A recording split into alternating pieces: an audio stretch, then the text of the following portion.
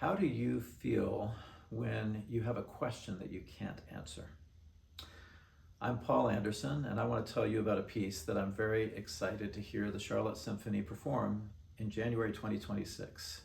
It's called The Unanswered Question, and it's by an American composer named Charles Ives. This piece consists of 3 different groups of instruments, each of which plays their own role.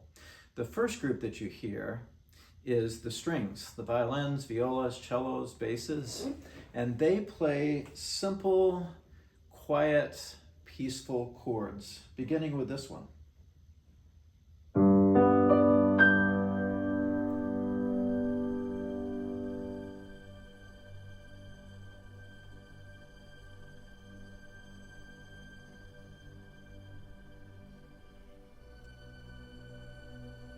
Charles Ives, the composer, described them as the silence of the druids who know, see, and hear nothing.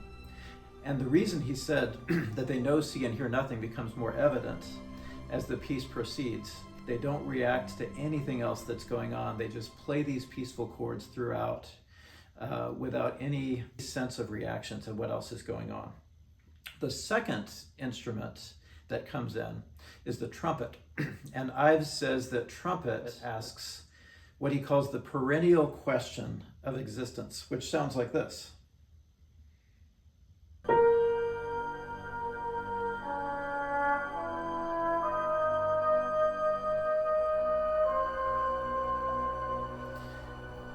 Now, whenever a question is asked, there's always the anticipation that someone will try to answer it. And this is where our third group of instruments comes in, a group of woodwinds who first try relatively quietly and simply to answer the question. The answer sounds almost flippant, like, that was a silly question, go away.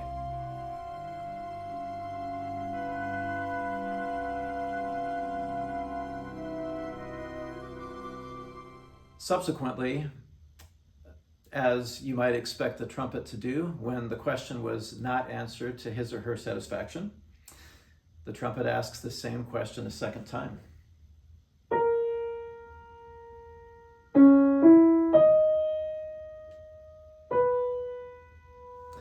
This time, the woodwinds try a little harder and with a little bit more energy.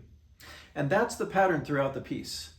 The trumpet continues to ask exactly the same question over and over and over again as the woodwinds become more and more agitated and energetic in their attempt to answer this unanswerable question.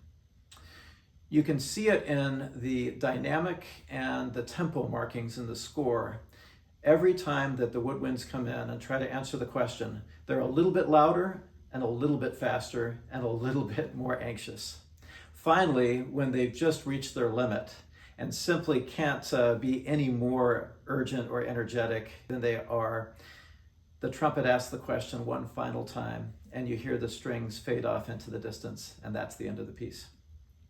Now, one of the things that's most interesting about this piece to me is how these 3 instrumental groups kind of inhabit their own musical space.